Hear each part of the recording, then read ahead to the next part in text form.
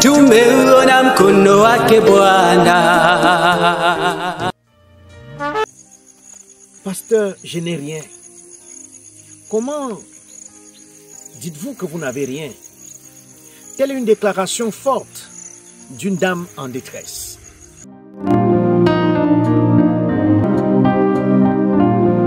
Madame, monsieur, bonsoir. C'est vendredi, bienvenue à votre émission Us et les vendredis.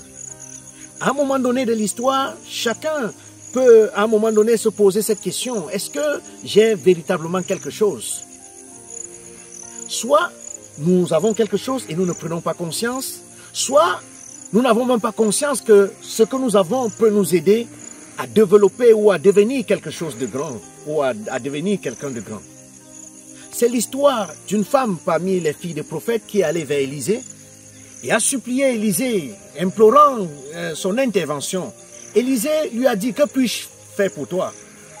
Et l'histoire se trouve dans le livre de 2 Rois chapitre 4 à partir du verset 1. Et la dame de lui dit, je n'ai rien. C'est l'histoire d'une veuve. Son mari est décédé, étant endetté, laissant la veuve et les enfants dans cette situation délicate.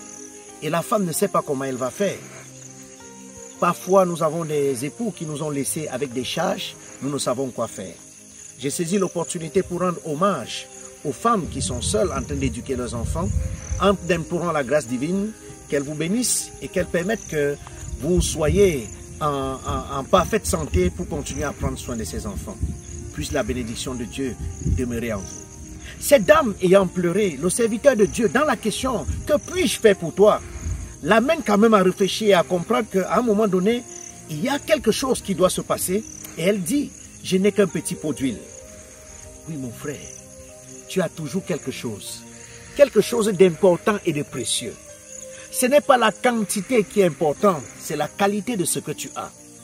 Et lorsque Élisée va aller chez cette dame, le petit pot d'huile va être béni, multiplié, et la maison de cette femme va se transformer en industrie d'huilerie qui permettra à ce qu'elle puisse vendre et résoudre les problèmes de dette. La petite chose que tu as, en allant et en faisant confiance au Seigneur, il peut t'aider. La différence, c'est que cette femme sait qu'elle est en difficulté. Elle a plusieurs options. Elle peut aller voir les marabouts, elle peut aller voir les sorciers, elle peut aller se prostituer.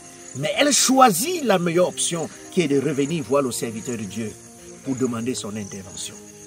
Toi, certainement tu as quelque chose, mais parce que tu n'as pas encore pris conscience, tu veux te tourner ailleurs.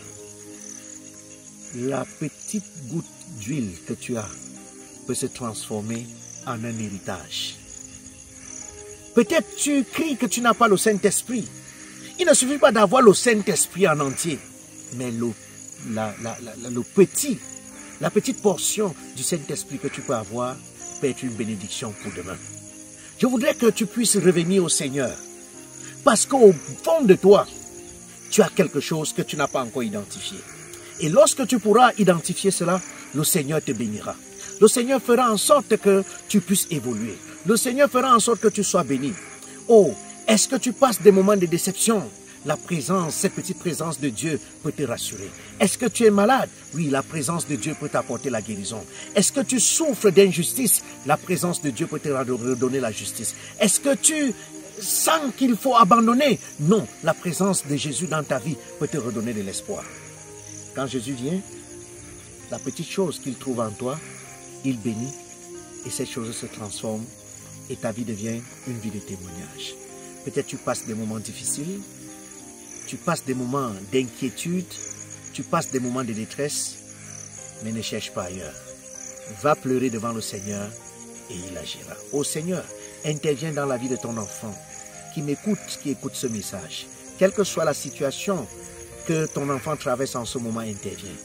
Montre que ce que tu as fait à travers Élisée dans la vie de la veuve, de toute l'éternité, tu le feras pour ceux qui te feront confiance. Que ton nom prenne gloire dans sa vie, au nom de Jésus. Amen. À vendredi prochain, que Dieu te bénisse.